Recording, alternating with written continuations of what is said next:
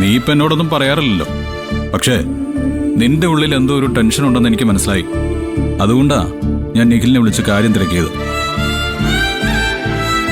എന്തിനാ നിധി എന്നോടെല്ലാം ഇങ്ങനെ മറച്ചു വെക്കുന്നത്? അമ്മാവനെ ചികിത്സിക്കുക എന്നുള്ളത് എന്റെയും കൂടി ആവശ്യമല്ലേ?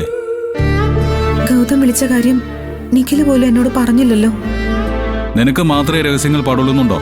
അളിയനോട് ഒന്നും നിന്നെ അറിയിക്കണ്ടെന്ന് ഞാൻ തന്നെയാ പറഞ്ഞത്. നീ ഇതിൽ ഇടപെടണ്ട.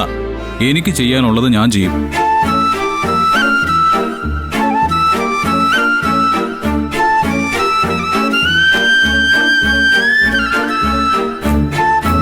Gautam, you are really great. ഇതുപോലൊരു ഭർത്താവിനെ കിട്ടിയത് എന്റെ ഭാഗ്യമാണ്. ഭാര്യ വീട് അന്യ വീടായി കണ്ട് തിരിഞ്ഞു നോക്കാത്തവരാ ഭൂരിഭാഗം ആണുങ്ങളും. പക്ഷേ ഇതിപ്പോ ഞാൻ പോലും അറിയാതെ.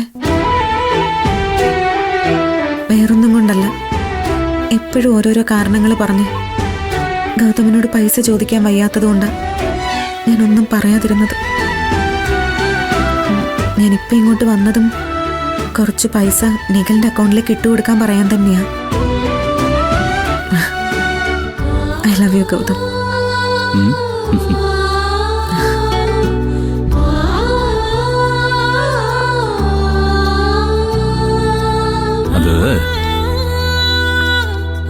അതെ, നീ മനസ്സിൽ കാണുമ്പോഴേ ഞാൻ മാനത്ത് കാണും. ഈ വീട്ടിലുള്ള എല്ലാവരെയും നീ സ്വന്തം അമ്മയും സഹോദരനും ഒക്കെ ആയിട്ടല്ലേ കാണുന്നത്. അപ്പൊ പിന്നെ എനിക്ക് നിന്റെ ആൾക്കാരെ അന്യരായിട്ട് കാണാൻ പറ്റുമോ? I love you so much Gautam.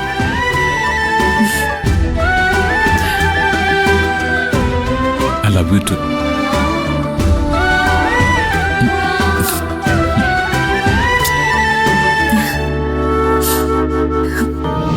ഏയ്, ഈയിടെയായിട്ട് എന്റെ ഭാര്യയ്ക്ക് കണ്ണുനീര് കുറച്ച് അധികം ഉണ്ടോന്ന് തോന്നുന്നു.